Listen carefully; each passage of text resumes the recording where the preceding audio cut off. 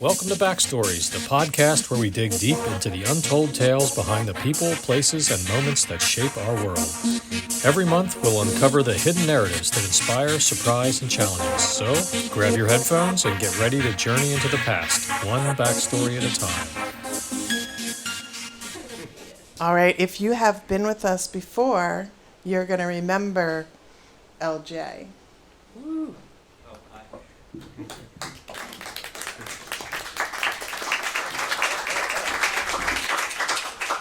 When he finally met the one, no easy obstacle to surmount.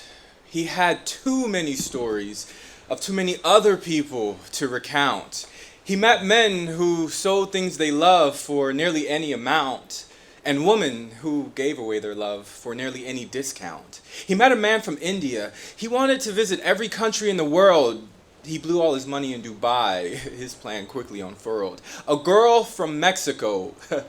Life was a rodeo. One day she decided to up and go. Now, she did good for a year or so. Last check, she sold her soul somewhere in Tokyo. The disabled boys from Brazil carrying dreams of the moon. This Italian opera singer carrying dreams of a soulful tune. All the pretty girls from Africa, the Japanese who could tell a joke, the Dominican diplomat, porn addiction sent him broke. He liked the Sri Lankan girl who stared at peaks, but always afraid to summit, the handsome guy with a scar on his face, the sight of which you could barely stomach. All the folks traveling alone from Samoa, Sweden, Denmark, and Dunedin. Each had committed the ultimate treason. They dared to live life by their own meaning. Now, it seemed like he had met everyone there was to meet in life. He saved one final space for when and how he'd meet his wife. Now, all these people arranged in hierarchy on a shelf. One day, they all suddenly spoke this abundance of wealth. Hey, enough is enough. When are you going to meet yourself? The best type of marriage through sickness and in health. Your relationship with you should be above everybody else. So when he finally met the one, no easy obstacle to surmount, bruised hearts and broken dreams, the greatest story to recount. That's it. Do I have time for one more now? The title of this one is Wouldja, Could You Love Me?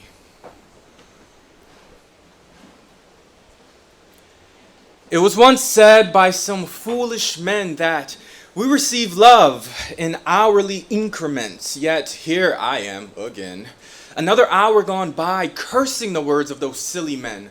I'm still awaiting my turn here in the broken-hearted bullpen. See, I had phoned my perfect match, 1-1, better yet, 11. But to her, I had always been 1-0, just short. Now, most girls would call me a 10. But as I sit here in this downtrodden den thinking of her and those mindless men, I wonder what it would take to break free of this bin. If I was rich, would you love me then? Would you look at me with a smile in your eyes and sing to me like a cheerful wren? Now, what if I lost my riches? Would you still love me then? Would you be able to line me up next to many, many men and still pick me out of the crowd, even when I'm not a penny to my name, no family, nor next of kin? I mean, I'm one step away from digging food out the trash bin.